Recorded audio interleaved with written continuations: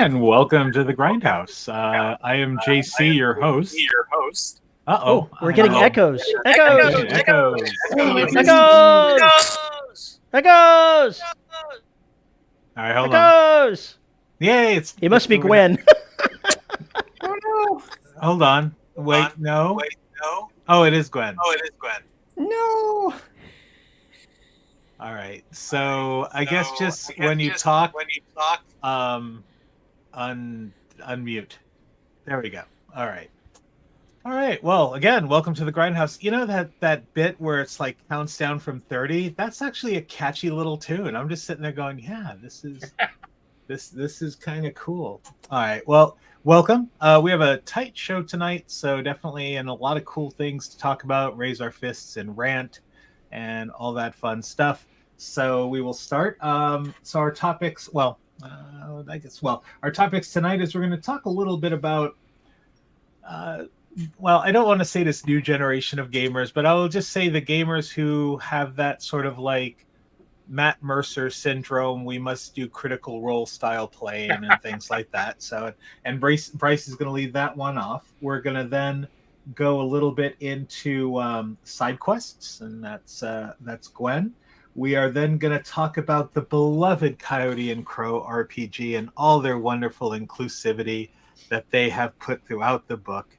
And last but not least, if we have the time, I will get on and talk a little bit about bargain hunting. If you're looking for that old RPG and need to find a bargain, some suggestions on how to not have to pay like $400 for a copy of something that you once paid $3 for 20 years ago. So that is what we're going to be talking about. I'm going to go say hi to Rachel and hi to Dana, who are with us live tonight. And I guess, Bryce, I'm going to turn it over to you to kick off our first topic, which is, thespian gaming. I don't know, like, how do you want to put it? Well, it's funny is that, those of us that have been tuned into the cranky old man show that, that was last week when we're all sitting there going, oh, these kids nowadays, they're just doing everything wrong. One of the things I realized is that when going through is one of the reasons that a lot of the new millennial Zoomer gamers, their play style is a lot different from those of us, graybeards who were playing back in the 70s and 80s. And that was because when we were playing, even though we didn't really embrace the wargaming style of it, wargaming rules and style of play was still very much a big part. Storytell a bit onto that, and slowly but surely, storytelling's kind of became more the focus rather than go to the dungeon, clear it out in record time, get as much gold, get all the XP that you can from the gold on that regard. But what I noticed has really changed gaming culture is when I don't want to I'm going to say Critical Role. Now I don't want to bash on Critical Role because they do some freaking incredible stuff. And also I think the genesis of it was, James, do you remember Penny Arcade back when we were working at EA? Yeah, absolutely. Yeah.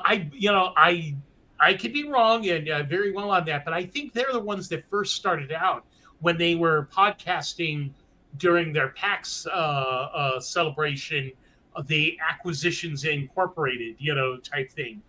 And it was, originally it was just, it's our show, we'll do what we want. And it turned out to be really freaking popular. And that's when, some other folks like Matt Mercer and other folks like that really started getting quote unquote celebrity. Who never thought about that? But celebrity gaming guests. And surprisingly, it worked because the celebrities brought their audiences to it. And then these audiences picked up and can you tell I'm on a podcast? Leave me alone.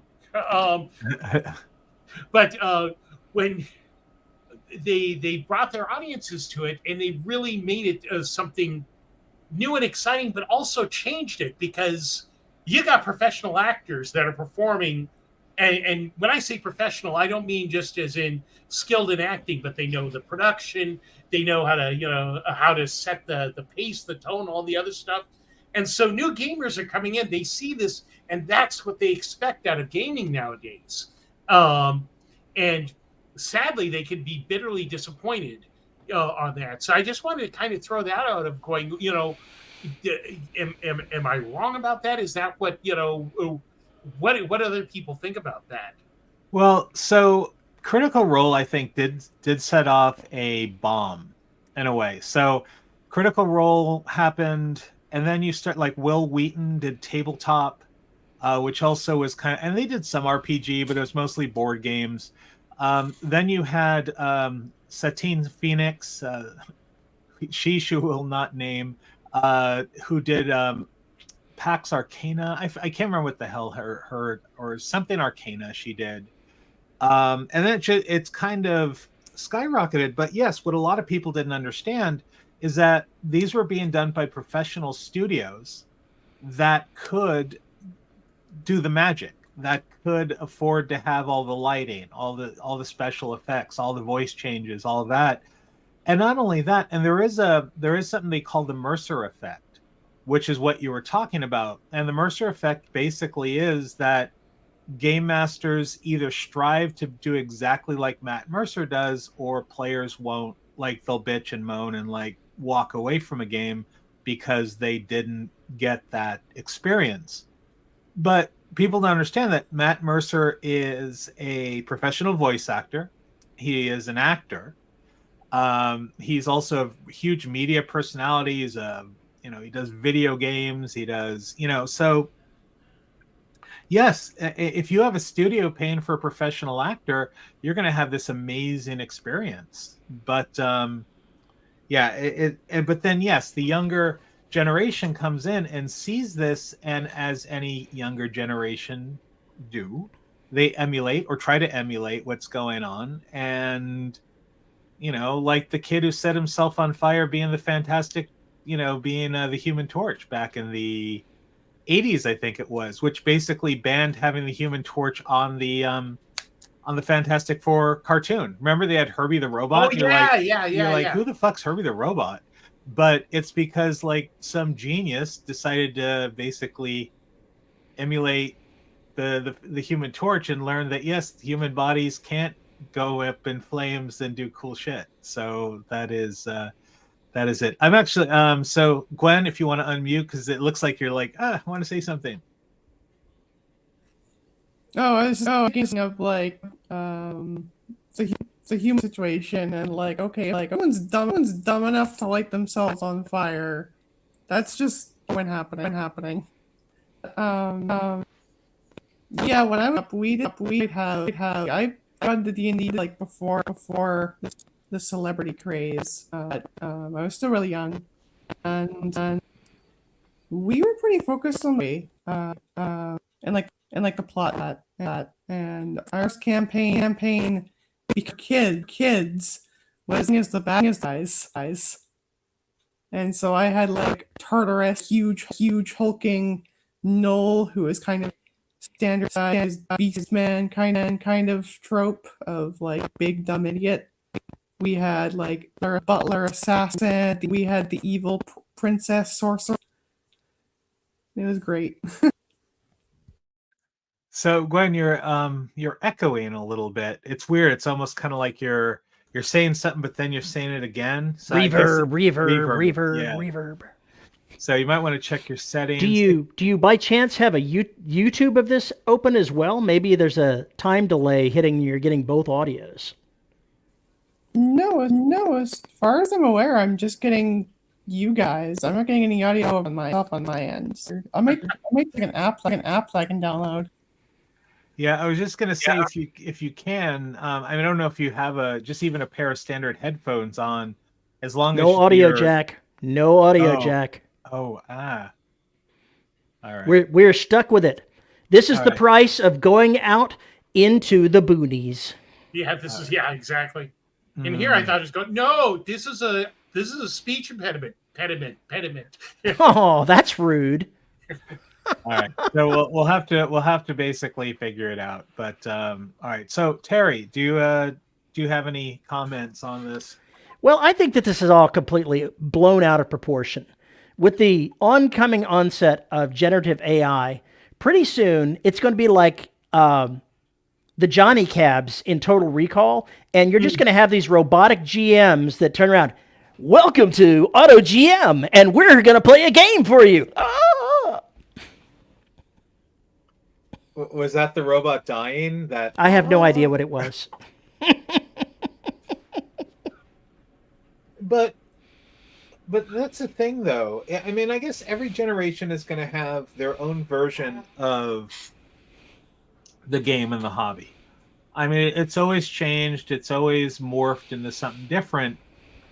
But just the fact that it's become so mainstream that it's almost becoming ridiculous. So GaryCon, which I used to go to, Bryce, you've been to GaryCon before. Oh yeah, you brought me to GaryCon. Yeah, so GaryCon went from this really cool, intimate OSR small group, a lot of old school players, to like guest of the week showing up there. Joe Manglia, whatever his name is, I can't even pronounce his last name. Mignana, yeah. Yeah, whatever. Joe M. I don't think the guy from Big Bang Theory ever made it, but they had big cardboard stand-ups of him. Vince Vaughn was there this last year. You know, and you're sitting there going, Vince Vaughn? What the hell is Vince Vaughn doing at this place? And granted, so, for example, one of our Bay Area own, Robin Williams, was a huge Warhammer 40K player. I mean, he used to either buy Games of Berkeley or go over to Gamescape and purchase things. So, you know, there are celebrities who play. It just, oh no, we lost Gwen. She said she's trying to download an app to perhaps help this, and she might disappear. Okay. But you had a lot of celebrity gamers in the past. I mean, Elijah Wood games. I mean, there's so many gamers, but it's since Critical Role, it's now become the standard. Like, you're either this shiny game master who does high production quality stuff, or you're not. And I'm going to call out YouTuber Jenny D, because everyone else does. I might as well join the club. I really have no problem against Jenny D. YouTuber, I think kind of an ego. A lot of people say she's mean, whatever. But she game mastered. She did this YouTube show. She still does. But then, like 6 months into it, she went into this like, oh, I'm so burned out from game mastering. 6 months I've been doing this, and it's horrible. And I'm sitting there going, okay, either you're doing it wrong or there's something going on. And I have a feeling that Jenny is one of the many who have the Matt Mercer thing going, where it's like, I need to do all this high production gaming that takes a lot of my time and a lot of my energy. And then suddenly, yes, you're burnt out from it. Well, who wouldn't be? I mean, I've game mastered now for, I want to say, going on 40 years. And sure, I have burnout, but I mean, I'm not like throwing myself on the sand crying about it. So anyway, I'm sorry. I just rambled. Well, it's funny. I mean, I don't want to belabor the point too much because we kind of hit on that. But in a way, the Matt Mercer effect almost just kind of triggered a pushback to, the whole OSR/BroSR, gaming, where they're going, Ooh, you know what? BroSR, I like it. Oh my God, it's great, but because they're the guys that really go, the ones that went into the first edition Player's Handbook, and they're really pushing hard for playing D&D raw, aka rules as written, because they're going, we don't want any of this, role playing stuff. We want to get our wargaming type rules back on that thing, and it's like, don't get me wrong, it is utterly fascinating, and maybe on another another show we could actually go into it a little bit more. But it's funny just seeing that sort of pushback against the whole Mercer effect, against, oh God, your game has to have this gigantic miniature setup that would cost $10,000, and on that regard. I think that one of the other things you were talking about is the way that the modern younger crowd approaches gaming differently. And we were making jokes a couple of episodes back about the Legends and Latte crowd that just want to have their in-game coffee shop. And we were mocking it, but maybe there's actually something to it. Maybe they want to get something out of gaming that is completely different than the rest of us. Well, and that's the whole thing. I think all of us are the same of going, as long as you're enjoying it, you've succeeded at, you've won at D&D. But if you're going, okay, I really enjoyed it, so therefore you have to play it. This might be a segue to another topic. You have to play it that way. That's when we get, my beard gets even whiter. Yeah. So Gwen, let's hear. How did the app search work? I didn't find an app, and everything crashed. I'm wondering if it was fixed now because I changed an option, but Sounds the same. Yeah. Ooh, and I even hear my own voice echoing. I can't hear it. Like, I don't hear myself talking. I don't know what the studio app or what the website is like for me. Let me. I'm gonna hit my settings here. Let me just take a look at. See if there's anything I can do on this end. Unless it's picking go in my room. Here, I'm gonna sound that way. It sounds like it's right there. I turned on echo cancellation for you, so I don't know if that's gonna do anything. Let's see. Well, I think you basically put her underwater because now we can't hear it. Now I can hear myself echoing. All right, hold on. What is it, Aquaman? Oh, no. All right. Let's try this one. Talk now. Testing. 1, 2, 3. That's better. That sounds much better. Oh yeah, actually, that works. Yeah. Oh, thank Please God. shut us up now. All right. Cool. So neat. So you still have to mute, but when you talk, you won't sound like you're. There we go. I feel bad. I'm like, all right, Gwen, you could just be quiet now. We will now all pause and allow Gwen to speak. But see, this is the thing where Gwen can now like make faces because we're not focused on her particularly, and we're just staring, and then suddenly she's like, nah. So, all right. Yeah, and I know it's a tough topic, and it's actually a small one, but there's just a lot to be said for it. Where I don't know. I'm just hoping it's a fad and that we'll all just return to being the unwashed masses, like at some point, and get back to questionable hygiene and I think we could probably do without the questionable hygiene. All right. Well, I'm just talking old school gamers at this point. So, but BroSR, that's what I wanted to, since Bryce brought it up. They're interesting. The guy Jeffro Johnson, who is kind of the grand poobah of the BroSR, is kind of a jerk. Like, he's been on multiple like podcasts and live streams, and he basically reminds me of like Hans and Franz from like old SNL skits. I'm Hans, and I'm Franz, and we're here to pump you up. Now, granted, that sort of, trash talk type thing that he does is very much kayfabe from the old, wrestling type thing of just, he's definitely playing a villain when mostly because, he tried, when he originally was trying to kind of, get it out, there was no interest, no anything like that. So when he started just being a jerk and getting pushed back, that's when people started talking about it. So, well, because he was on with Pundit. I'm just gonna have my beer of the evening.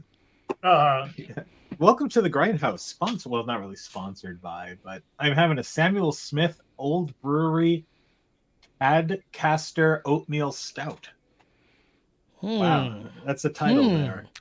But no, he was on with RPG Pundit and wine collection.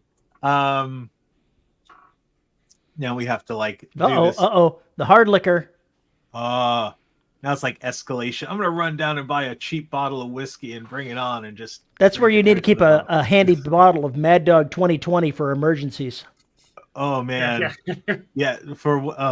Dude, like that's a whole other story. But no, he was okay. He was on talking about RPG Pundit, and it was one of the shows. Anyway, he was like sitting there going, "Well, how much do you bench?" And it's like, dude, we're on an RPG show. Like, what is this? Oh, it's brilliant! If you ever look up the BroSR on the Twitter, it's all like that. It's just like it was an improve your body, mind, but mostly body. You know, it's.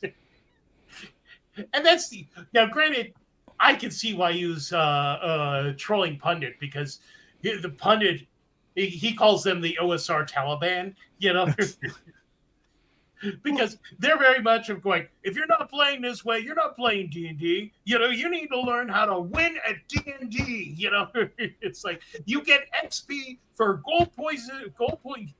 And don't get me wrong, I love it. I love it to death. I'm actually kind of friends with these guys because, I mean, look at me. I've got this white supremacist face, you know, as they're often called online. Obviously, we need to. Gwen wants to go here, but I'm going to finish what I was saying first. Obviously, we need to have XP bonuses if we can use, like movie quotes that actually fit what's going on at the time. That's where we get some extra XP. Oh, absolutely. All right, Gwen. So that was something I hated about Shadow Edition was that it gave bonus edge or karma, sorry, if you were like a member and and you like role played a lot and everything else, and that sounds paper. But when you have like 3 characters who are really good at just about everything, and then you have characters who are specialized in very niche aspect, it leads to 3 generals a lot more AP, a lot faster than the other 3, and that was the huge issue because it kind of just meant everyone wasn't like more generalized was trying out something more niche was just kind of just like left in the dirt. Oh, okay. What game did you mention? Because I swear it sounded like you said the one thing I didn't like about the Shawshank Redemption, and then you started talking about games, and I'm like going, I don't remember that part of the Shawshank. 4th edition. Oh, okay. 4th edition. I can see it, I swear. Because I'd be like, wow, there was a Shawshank Redemption RPG. We need to play Shawshank 4th edition. That's what we need. That's the game we need. That is the game we need. The Shawshank Redemption RPG. Like, yeah, I mean, because you would have the warden who would be like the game master. And then everyone who plays would be prisoners and they'd have to like get together to like, cause wacky antics and try to like, get the state to pay for their library. Sadly, I'm afraid that if it was going to be the warden as the GM, it would have to be the guy from that other movie. What we have here is a failure to communicate. Oh God, what was it? Is that the guy who gave to like the Wookiee defense? I can't remember the movie it came from. I've forgotten. A movie. Oh, I thought you were talking about the guy who was in the OJ trial. No. But that's actually brilliant.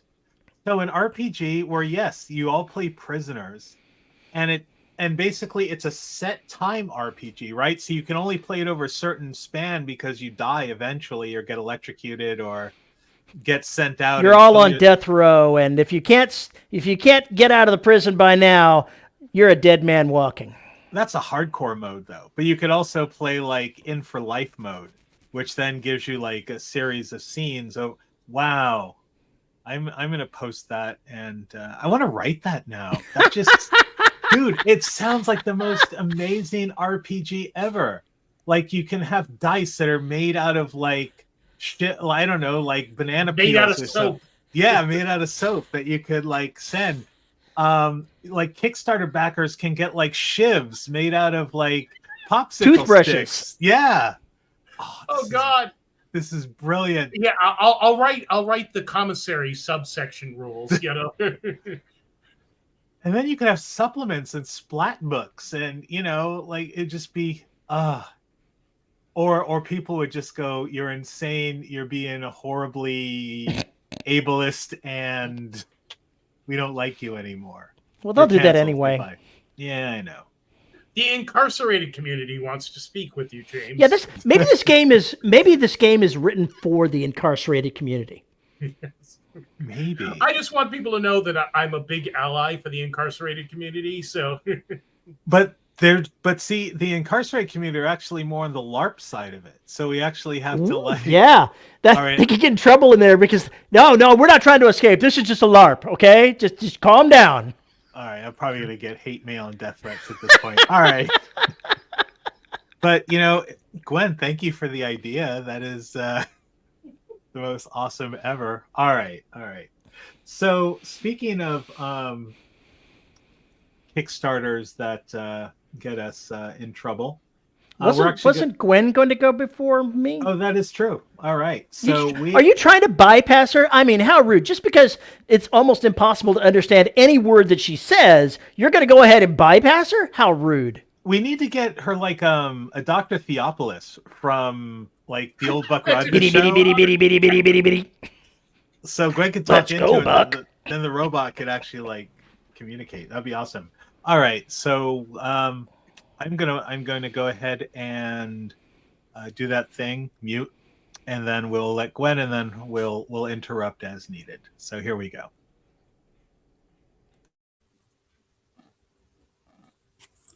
Alrighty. This is such a disaster. I love it. Okay, so I was playing Grindhouse, as I have been doing a lot, and last week too. And focused on getting autoface, which is like a robot kind of thing. And in order to do that, you have to complete the main story, whether like big quests. And once I did all of that, and it was 20 hours later, I was finally allowed to just like do quests, do like side missions, and I immediately realized why they're so important is they are. Are you messing with my settings while I'm talking? I can see it. Don't worry, it's not making you any less comprehensible. Really? It's that bad? It's that bad. Then I might just talk about it next week and cry. You're sounding much better after the change that he made for you. Go ahead and try now. Oh, okay. I was playing No Man's Sky. It says unlock on a phage race, which requires you to beat the entire, and like 25-ish hours of gameplay.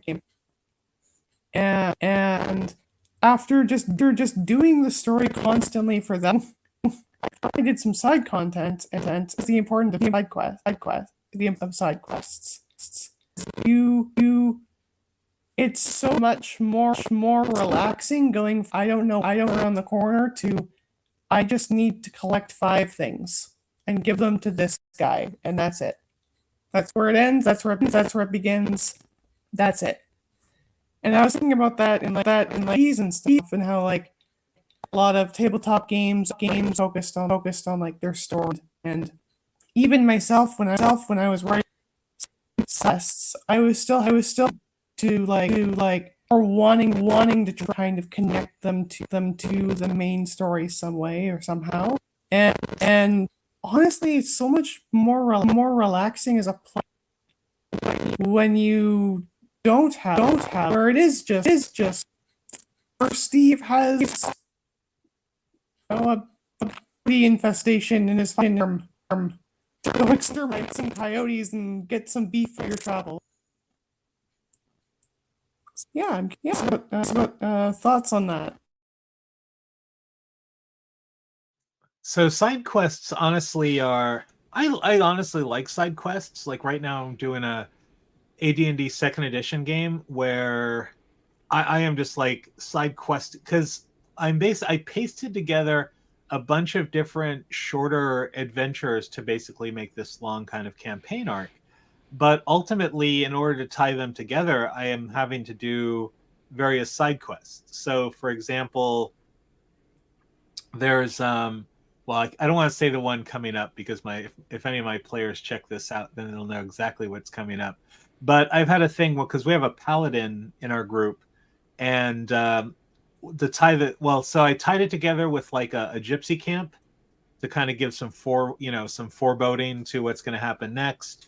And then that led to another side quest where they had to save a Pegasus from a hill giant, which was kind of neat. So no, I love side quests because I don't know, they tie the rug together, man. That's kind of where we're at. Terry or Bryce, any thoughts? I like side quests. The challenge with them is finding ones that actually don't detract from your main quest line while you're doing it, because sometimes they can be so random that they just disrupt the flow of the game, and the characters are like, I'm not sure what we're doing anymore. Are we still playing this other game, or is this something different? It has to at least fit in with what you're doing well enough to where it's not distracting. I guess, and the one thing I realized that Paizo does really well is they put in all these sidebars of things that you can do in order to keep the game, but it's all, going, but it's all on track. So I agree that a lot of times if you're just throwing in random events that make no sense in the context of what you're actually trying to accomplish, then players can get thrown off. But on the other hand, if you're playing something like a sandbox game or a oh god, why can't I think of, I was about to call it the Northern Exposure campaigns, but it's not that. Anyway, it's an OSR style campaign where it's pretty much a sandbox. It just has a fancy name. I mean, those are pretty much all side quests, all kind of taped together. But I guess, again, it's the game master who makes it work. Bryce, what say you? And you're muted. Oh, sorry about that. Of course, while that was going on, I got like 6,000 text messages all came in. It's on that. The biggest thing on side quests is it all depends on, specifically the players on it.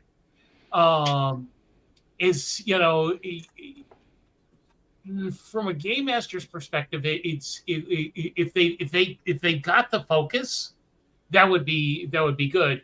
Or if you're just going, okay, I think it's a great way of going, all right, this whole thing's not going to be on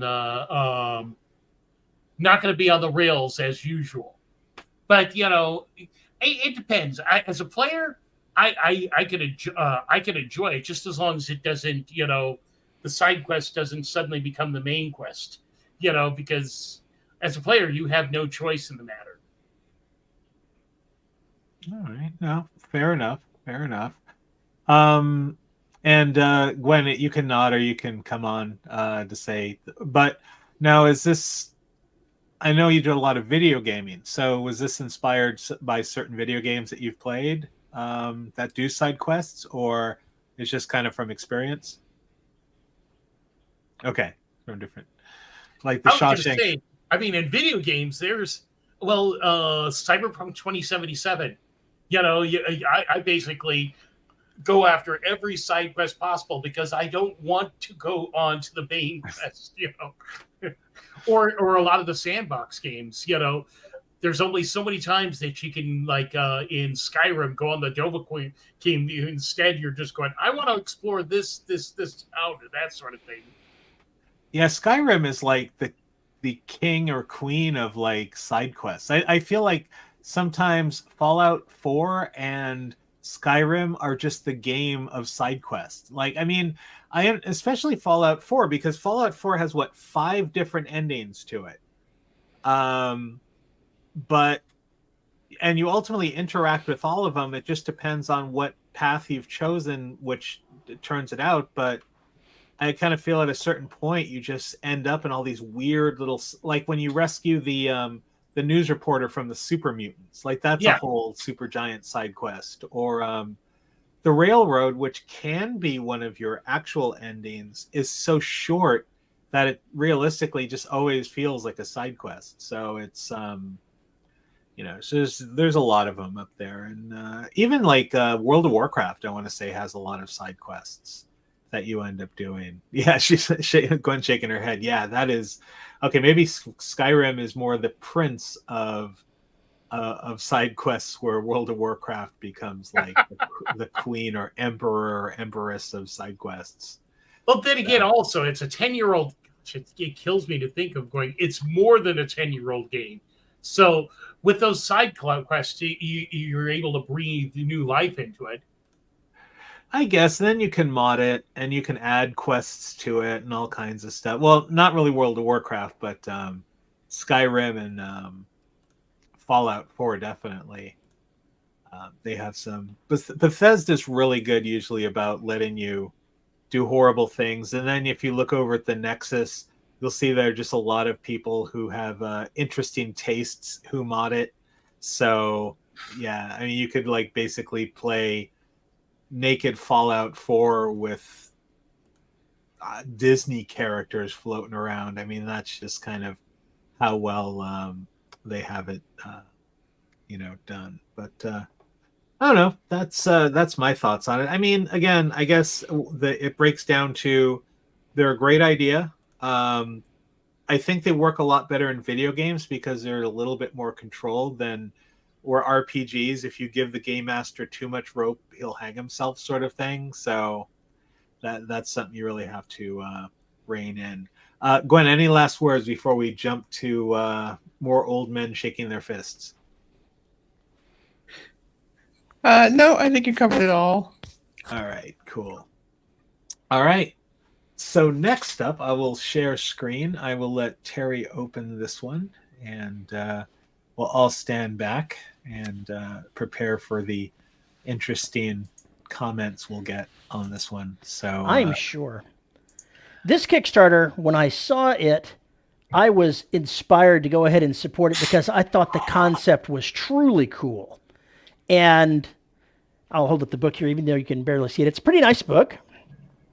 And basically what it is imagining what would happen if something huge happened 700 years ago that prevented the indigenous peoples of the Americas from being brought into contact with Europeans, and also introduces magic and the gods and all kinds of other interesting things, and says, what would the future be like? What kind of game would that be? And I said, that's an awesome idea. I want to see what that's going to be like. And so I supported it.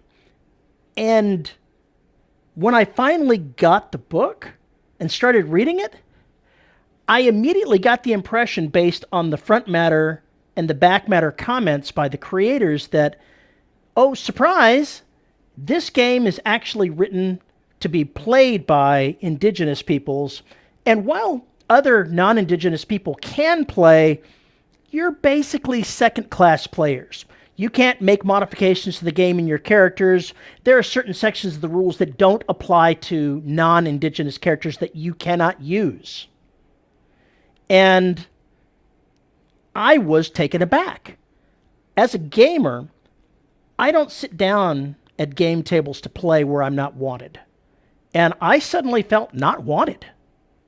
And so here I have this on my shelf, and I'm probably still going to read it and come up with some cool ideas, but I think that was a huge mistake to go ahead and write an exclusive game rather than trying to find some way to bring everybody to the table to say, here's how to celebrate what we think could have happened in a totally indigenous role-playing game environment that was created by indigenous peoples.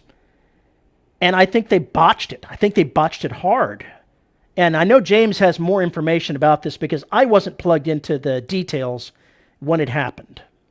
So, I mean, you pretty much explained what happened, but it's a little bit more than that. So again, I'm same as you, Terry. As soon as I saw that, I was really happy because one, I'm a huge supporter of the indigenous communities. I love Native American folklore, the culture, everything about it. I just absolutely love it.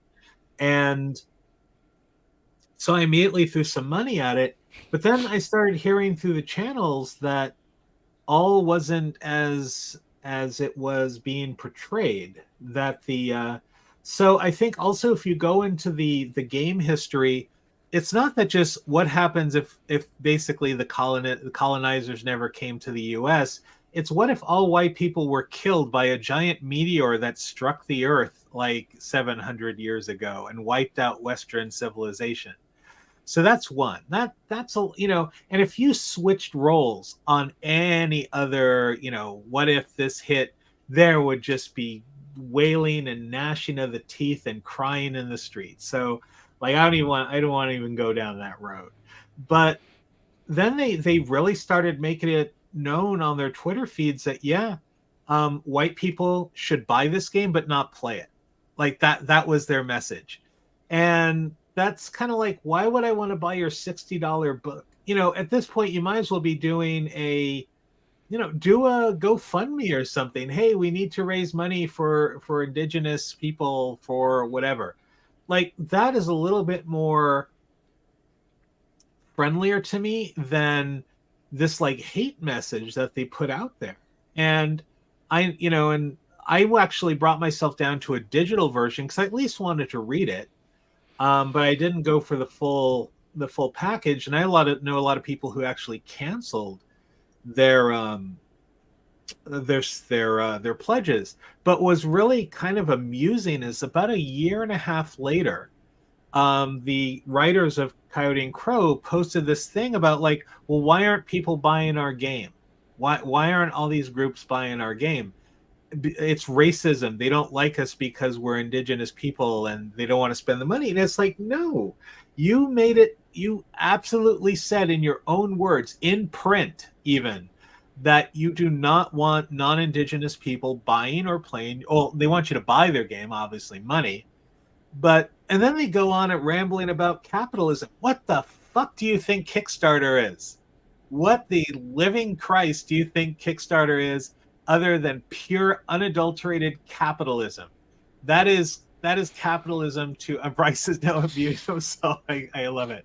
Because I don't want to go on this rant, but I am, and it's like, what do you expect? That's like if I went out and put out a game on old men shaking their fists at the sky.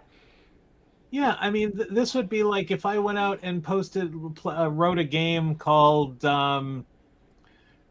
Fat Hispanic Guy, right? And I'm like, well, everybody could buy Fat Hispanic Guy the game, but only fat Hispanic guys can play it, right? Well, and if you're not a fat Hispanic guy, if any thin Hispanic guys or any Caucasian people want to play it, they can't use these certain game elements, and they have to be very respectful of the fat Hispanic guy point of view because that's the way it is. Yeah, they can't eat Hispanic food because that is appropriation. Tacos is appropriation, buddy. Yep, exactly. So, and this is, I'm of mixed race, so I could be like fat Hispanic guy, fat Italian guy, fat Irish guy, like whatever, you want to toss in there. But that just baffles the F out of me. Like, I don't get it. Bryce, do you have any, now that you've unmuted, I'm sorry to cock tease there because, I was just unmuting just because I figured that I should, as opposed to, to be honest, I don't have anything unique that other people haven't already said on that. It's, if you want to write that game, more power to you, but don't cry bitter tears when, when no one wants to play said game. If you're going to be exclusionary, don't be surprised when people feel excluded. You know, and the thing is, it's a brilliant concept. They went down that road, and okay, I can see their argument too, right? It's like, well, we are oppressed. This happened to us, and I agree wholeheartedly that what happened with the colonization of America. You know, I'm not going to go into this whole spiel about it, but I agree with a lot of their gripes. We took a lot from them. We did a lot of horrible things to them. So that's completely understandable. And I can understand why you would completely hate most people based on that, because there's just a lot of horrible stuff that went on. But you can't also ignore all the other stuff that, the indigenous tribes killed each other. They took each other as slaves. They did a bunch of other things that people are saying, all the whites did exclusively, which is a bunch of BS. But you know, that is one thing that I wanted to bring up, is this book, from what I've been able to look at, seems to portray a semi-utopia of what may have happened without the intrusion of the colonial forces. And I'm just like, I don't know what the appropriate name to use for it would be, but this seems like a Mary Sue sort of thing of imagining all the perfect things that you could create if it was you that did it rather than the forces of the universe. And I think that they did themselves a disservice by cleansing everything to make it all shiny, shiny, as opposed to having some of their own very negative things that happen to them too. It is not going to be a perfect society. It is not going to be, I don't know, it's not going to be lacking in commercialism, like they were ranting about commercialism. All of these things, they're going to find their way in because, sadly, it's part of the human condition. It's totally agreed. I mean, I understand, get your point across, but there's so many, this goes back to a conversation I was having. Well, I always have. It's probably my stock conversation. I just pull it off the shelf when I need it. But, it goes to my talking about modern Star Trek versus old Star Trek, right? So both were about social justice. Both were about, however, in the 60s and whatever, they had really good writers who took what they needed to say and what Roddenberry was trying to get across, but they did it in such a way that it was really entertaining. And it made you think. At the end of every episode, you're going, wow, they were really talking about racism here. Oh, wow, they're really talking about greed in this episode. Or don't hate people just based on their looks or their culture or whatever. There's just a lot of great stuff there compared to, like, let's, jump ahead 40 years to, like Voyager, which has that same message, except they don't have good writers to basically conceal it into anything interesting. It's just pure soapbox, right? Oh, yeah. You need a light touch. Forget Voyager. Let's go ahead and talk. What was the new one? What was it? Destiny? Discovery? Discovery, that's it. Oh, Discovery, wait, what did I say? was Which one did I ham-handed. You said Voyager. Oh, no, not Voyager. Oops. No, not Voyager. I love Voyager. No, it wasn't. Okay, that's what I meant, Discovery. See what happens when you drink beer? See? You damn drunkard. Look what you just did. So, but anyway, no, yeah, it's Discovery that basically just took it to the next level. And they didn't even start that way. Like, first season was amazing. Second season was good. And then suddenly you're just like, wow. Yeah, well, that's pretty, yeah, that explains Voyager in a nutshell. I keep saying Voyager. Why do you do that, you drunk guy? The other problem I have with this game is look at that guy's hands. What is wrong with his hands? Hold on. Are they? I'm not sure what they are, but there's something wrong with those hands. They're gang signs. I'm not sure that real hands can move that way. That's what I'm saying. Like this, yeah, the dude's totally throwing gang signs, right? that's probably like some weird, I don't know. But her hands are okay.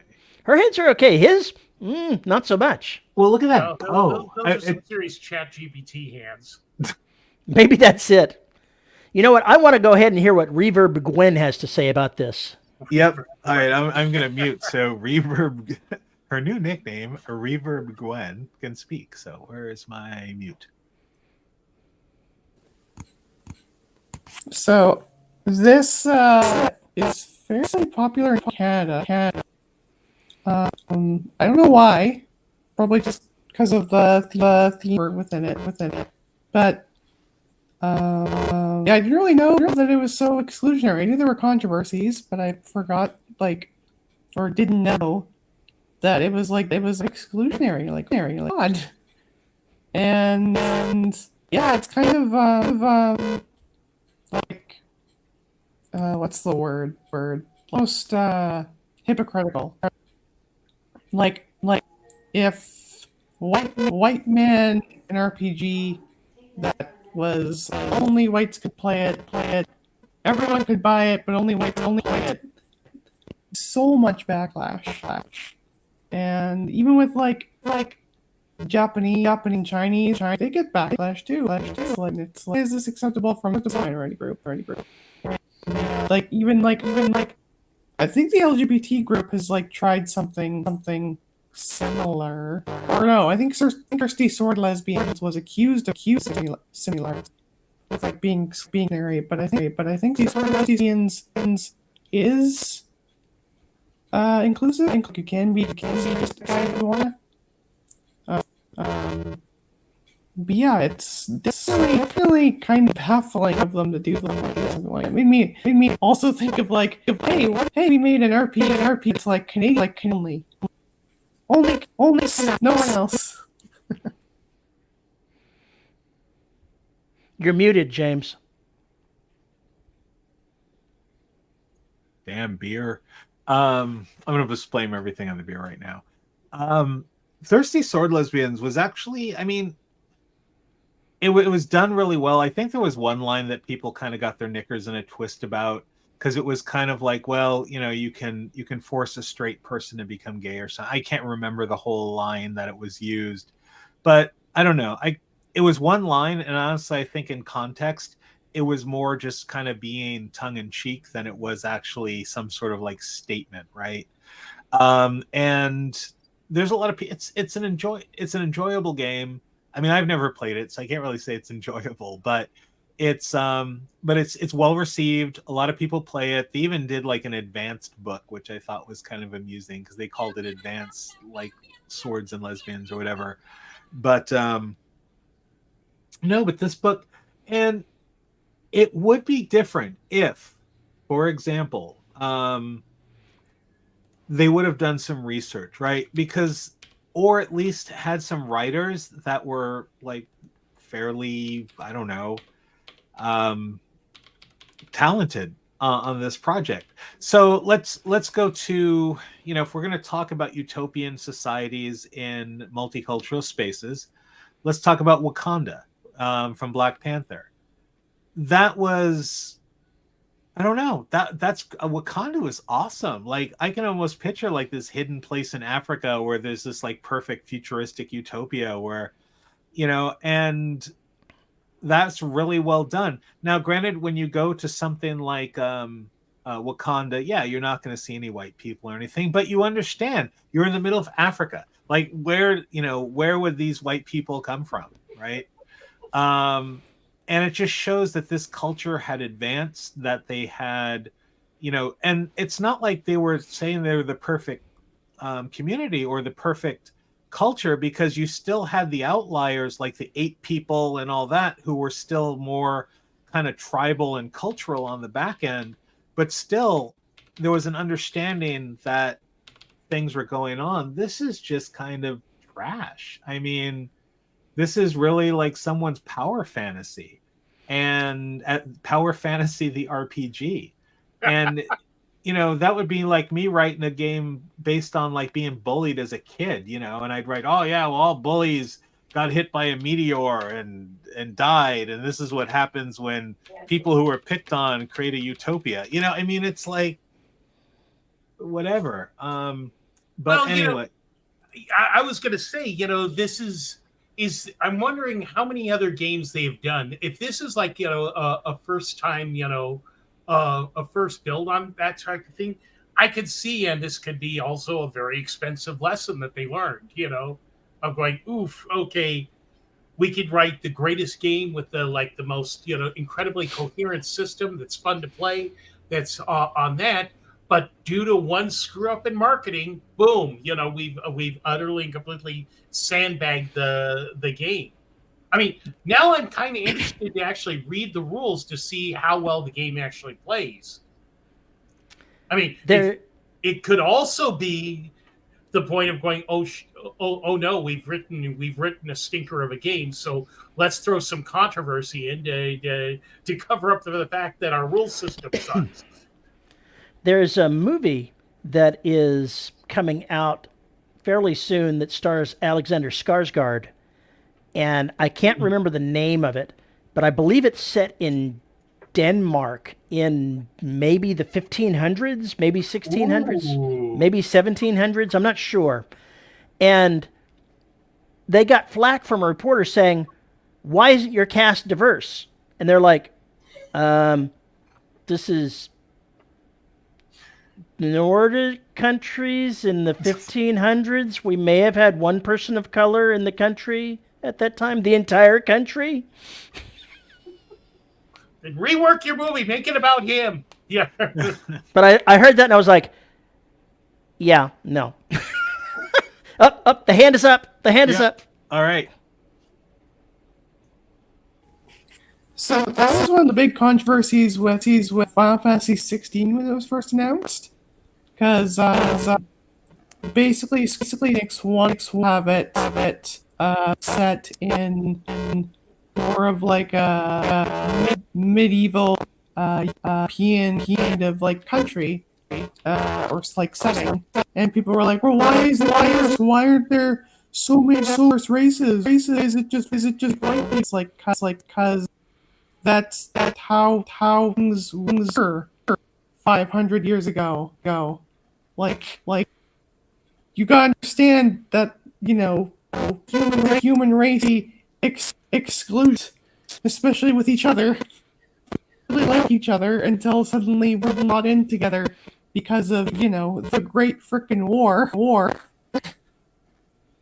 Like, come on, guys, learn some history. I was mistaken, by the way. It was not Alexander Skarsgård. It was Mads Mikkelsen. I am not sure who that is. And the movie was The Promised Land. But I see. So Danes all look alike to you. Is that what you're saying? I think that's what I'm saying. I think those two guys look a lot alike to me. That's exactly what I'm saying. And it's set in the 1750s. So there we go. And not to go down this road, because this is a discussion for another time, definitely. Yeah. We're running out of time, but this is Hollywood nowadays. It's no longer about having that vision and making the film. It's how many boxes can you check before the movie's released. It's almost like China's social credit score, right? You got to do all the good things. You got to keep everything happy, or else you get your social credit score, and then they take away your bank account or whatever they do in China when you don't have a good social credit score. So, but anyway, before we end, I know I wanted to do something on bargains, so we'll have to pick that up in a future episode. But I wanted to show you some of the cool stuff that I picked up over the weekend that kind of did this. So this is an old Judges Guild Traveler module called Ghost Ring. Yeah. So the store I go to is called the Citadel, and it's in Groton, Connecticut. And you will find treasures like this in the stacks and stacks of books that you have to dig through for 2 hours. However, that is the most fun part about going there. But everything is at price that they originally released it at.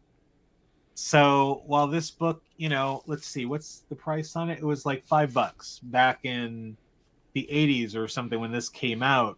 and I got it for $5. It wasn't like you know, it wasn't at its full price, you know, at some ridiculous price on eBay.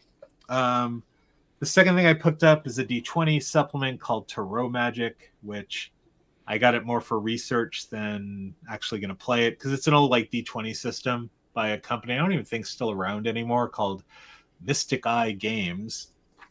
But the thing that made me incredibly happy, and I hemmed and hawed because of the price on buying it, but I did, was the Lower Decks supplement for Star Trek Adventures.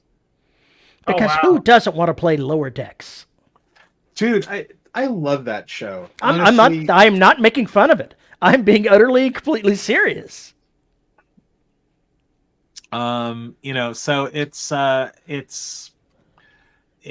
really, it's kind of cool. I mean, I don't, you know, and again, like I said, I don't want to do this here. And Dana, I'd love to have you show that, but right now, like we are wrapping up, we going a little over. Yeah, but good jam in a future time. But anyway, yeah, it's I don't know. Going shopping is cathartic and also kind of fun. So I don't know. But anyway, I do want to run a Star Trek game soon, and I think it'd even just be fun to do like a Lower Decks version of it. Although one of the big problems I have is that games that kind of are written to be funny, like if you have an unfunny game master, they just do not play out right, because there's just no way you can write funny. You know, there's a Monty Python RPG coming out that I'm like, I did the Kickstarter on it because I said, wow, this is really cool. There's a Monty Python, you know, RPG, but you know, if it's just going to be some like, you know, fat beard sitting around the table trying to retell what it's going to be, James. You know what it's. I am Nick Beard, your GM. You know, it's going to be five guys sitting around singing "Every Sperm Is Sacred" like for 4 hours. It's that's really all the game's going to be, or rehashing Holy Grail jokes, or and that's the whole thing. Why do you need that game where you can just go to any game convention and you'll still get it? You know, What is that? Neckbeard, the RPG. Dude, Neckbert. He has to be a mascot. We will have to get Neckbert. Do it in the Scott Adams style. Yeah, there we go with the tie. All right, so we're gonna close off, but I want to talk about. I think it's going to be next week's episode. Oh yeah.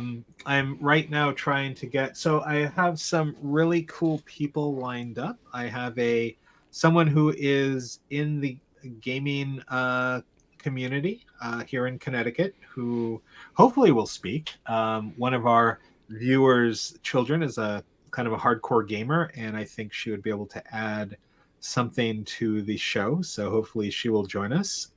We also have. Let's see if I can. She goes by Mel of Agrimore on Twitter, who will also be joining us. Gwen obviously knows who I'm talking about. Who has said that she would come on. She is a hardcore gamer. She's also a game designer who is now working with Trollord Games with doing some things. So I really like to hear her story. Obviously, Gwen will be with us, and I am trying. So I've reached out to, and I know I'm completely dreaming here. I've reached out to Kelsey DeLeon, the one who wrote Shadow Dark.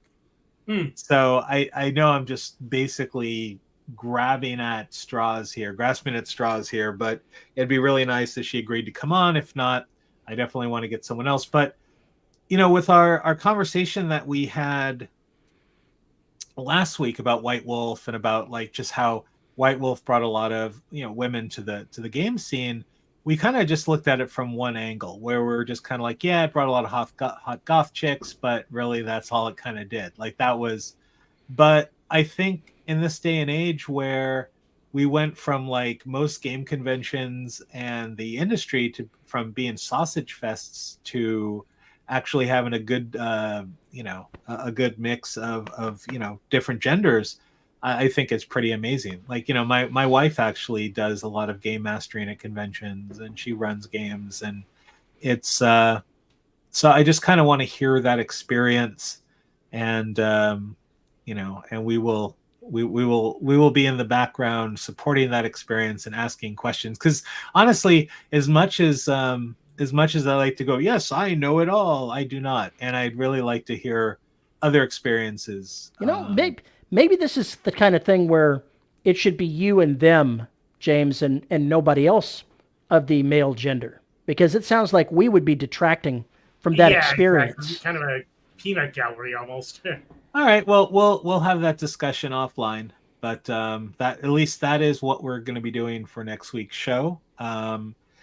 And let's see if we can get Kelsey, that'd be awesome. Like, I'd just be like, that would be really neat. But you know, also she's someone who's actually, you know, done something, and I understand, like, you know, you got better things to do than come on our show, but it'd be neat if we can get her. So anyway, if anyone watches this and knows Kelsey, beg for us, because I'm not beneath begging.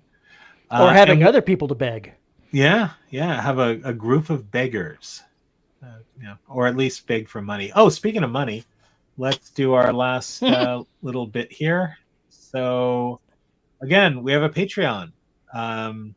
Give us money. No, it'd be actually nice. Give us money. You know, we you know, it does cost a little bit to keep the lights on, and while I don't mind paying for this, it's, you know, it's something I love to do. It'd be nice if, you know, like certain things like the Streamyard or whatever was covered. So, you know, keep that in mind. Next up, if you want to buy cool stuff, actually I want to show you some, because I keep talking about all the cool stuff that we have on our Teespring, which I don't even think it's called Teespring anymore. Let's see here. Oh, maybe it is. Oh, damn. Yeah, I'm not a robot, reCAPTCHA. All right, now let's see if I can find my store, the Grindhouse. Oops, no, I don't. Oh, here we are. So I can show you all the cool things that you can buy. So we'll go to this window here and share. So you can get like all our alternative place stickers, mugs, phone covers. You can get Show Us Your Crits tank tops that have our cool cyberpunk dude on one side and Show Us Your Crits on the other.